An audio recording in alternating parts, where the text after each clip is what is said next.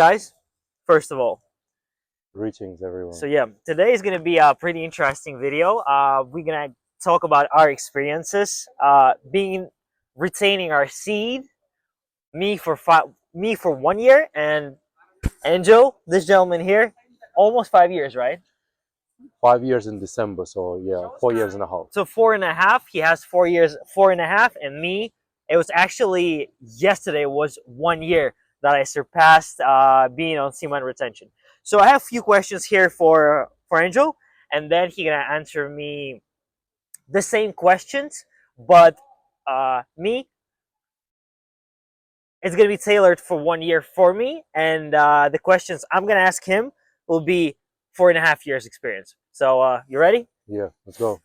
All right. So it says hook question. You're gone for 4.5 years without ejaculating. Let me paraphrase the question. You're gone 4.5 years without ejaculation. Why? Oh, why? Well, many reasons. I think the most important one is health. Your physical, your spiritual, mental, emotional. Number one, your health is a priority. Number two, um, I was tired of being a slave to the physical urges. Having easy access to adult content, um, hypersexual social media. It's very easy to give in into those urges. So when I turned 30, I didn't want to take those bad habits with me into my 30s. So that was a decision that I made on my birthday when I was turned 30. And ever since, I just kept it up. And the changes that I've noticed in myself, in my mindset, in my physical health, mental, spiritual, most importantly, because it's your spiritual health that you're wasting when you um, release your seed uh, life force. Essentially, you can create a baby out of it. So for me, I just wanted transformation, and that was one of the biggest steps to transforming myself is controlling my sexual discipline, and that means retaining. Well, first things first. Congratulations on 4.5 years of Oh, retaining thank your you. seed, which is a big goal. All right. So second question here. Do you think semen is your superpower now? It's a good question, actually. It's a fantastic question, and I've always said this that semen retention is an elite man practice. Your average man, physically, mentally, spiritually, hasn't got the discipline to do it. Of course, it's your superpower. How many men do you know that retain? Barely any. Majority just release it daily. Of course, it's your secret superpower, but eventually, like when you get to a stage when it becomes years, it becomes normal to you. Like to me, retaining right now is normal. So I don't necessarily feel like crazy benefits as I had initially, because anything in life, if you get used to it, it becomes the norm, right? Mm-hmm. So same thing as this. It's so normal to me that I don't think about my life without retaining. Like I don't ever see myself going back to how I used to be. That would be just a massive downgrade. So it is my superpower. I always remind myself if I'm facing something difficult, I'm like, come on, you've been on this journey for so long. None of these men in the room are anywhere near your level when it comes to that. So that it gives me a confidence boost when I need it. Great explanation. Thank you. Right. What's the craziest benefit you personally felt since retaining? Oh, I would say crazy increase in my sexual energy, Mm-hmm. um, a massive shift in my spiritual health, and also physically how my body transformed. Like I never used to look this lean, this big, this strong in my 20s when I barely retained pretty much. So once I've implemented this practice, my body started glowing essentially. I wasn't getting sick as often. So my health is better, my immune system is better, my energy levels are better. So what was the question? I'm gonna that Yeah, sure. attracted now. What's the craziest benefit Oh. you're personally felt since retaining? All right, crazy. Okay, I think I would say being your energy elevating and you being hypersensitive to your environment, like you being super in tune with nature, the sun. Like I'm super sensitive to pollution now. Before I could never sense it. Now I'm cycling, I can just feel pollution and it just makes me feel sick. So being hypersensitive in a good way.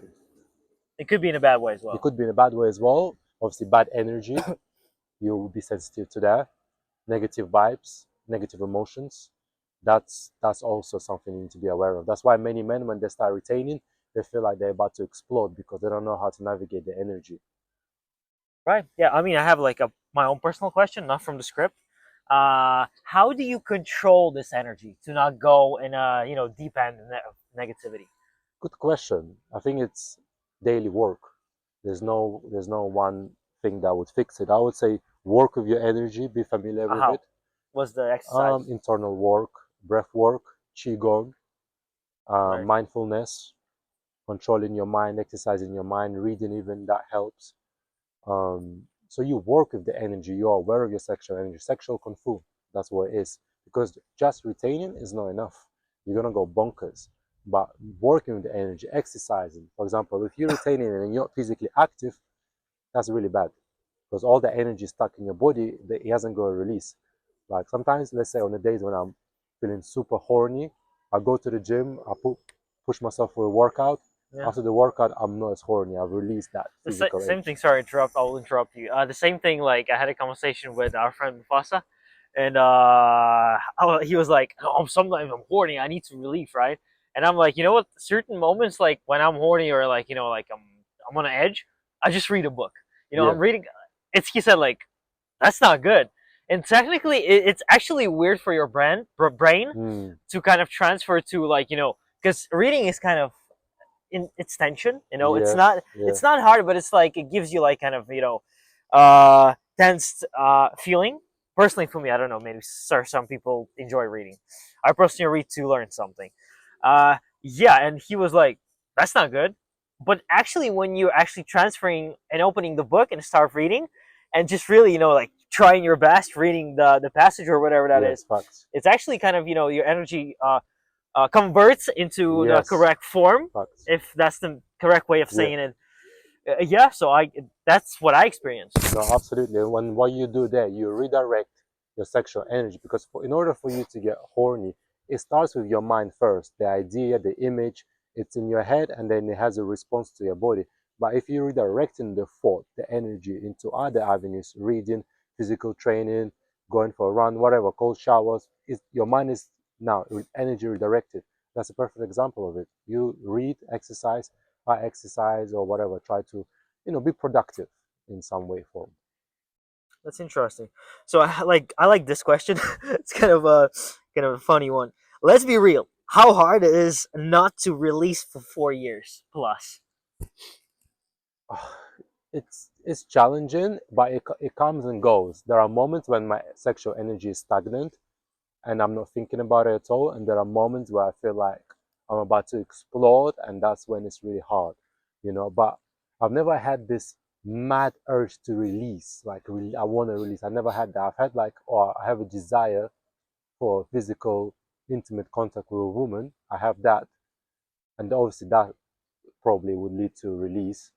But I know if I keep myself away from it, then it wouldn't happen. But I guess over the years I've managed to look to navigate it. But there are days when I'm struggling as well. It is crazy sometimes to think, wow, the first release that I will experience after all these years will be like a mega explosion. Right. I mean, let's do the fifth question on the Yeah. from this section. Do you think most men are wasting their potential through porn and masturbation? Oh, absolutely. That's why porn is free and so easily accessible to keep. Some people actually subscribe to porn. They pay Yeah, money for it, right? people do These pay. days, Yeah, yeah, yeah. The it's a, people, yeah, OnlyFans and whatnot, is a big it's a industry. profitable business. Yeah, yeah, but it keeps men in the lower chakra, in the lower nature, and the men who are stuck in those chakras, they're not going to be powerful men. They're not going to be arising. That's why the government does this. It's helpful for the government to have passive men rather than aggressive, strong, ambitious men. Absolutely. So that's why it's there. It's literally all over. Of course, it keeps men in that frequency. That's what they want us to be. They want us to be weak, powerless, stuck in that animalistic state. And porn is one of the easiest addiction one can develop. Like if you, let's say if you got drug addiction, you need money, you need to go find a drug dealer, meet them, take drugs, spend time on it. With porn, like you could just go on your phone, boom, massive gallery of all sorts. Huge dopamine. Huge dopamine release is like visual cocaine. So easy, so easily accessible. Now kids, young age, they're just addicted. Like Kanye West said, he was addicted to porn since he was 5. And he's fighting the addiction to this day. So it's just one of the wildest addictions that's out there that is not spoken about enough. And exactly, I mean, personally, me when I watched porn before, there's certain like videos that a woman even says like, your small penis, and it's kind of like already psychologically she's pressuring the viewer that he's weak. She's Mm, controlling, like woman controls like a guy, which is I think cannot happen, right? So it's definitely well. Personally, me, I felt my feeling was that like I'm really so low, like I'm listening to this girl just to kind of pleasure myself, mm. and yeah, I mean I didn't do it for quite a while now, but that's exactly what I remember, right? Yeah, absolutely, absolutely. And if you think about porn, it's like you watching someone else be intimate. Like that's the most intimate thing you could ever do. You're opening your soul up to someone, and you're watching them, you're observing them doing it. Like it tricks your mind, it confuses your mind. Your mind thinks, "Oh, I'm getting all these women. I must be successful then to some degree." Yeah, whereas that's not the case in real life. So it's a trick. Plus, it's spiritual health. You paying with your spirit.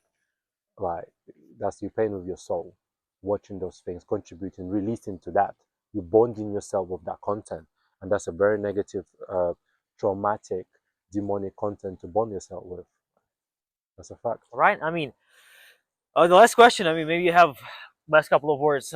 Maybe you can, influence a guy who's watching this video and he tried being on semen retention maybe for 2 weeks, a month, which is Mm. a success as well. Any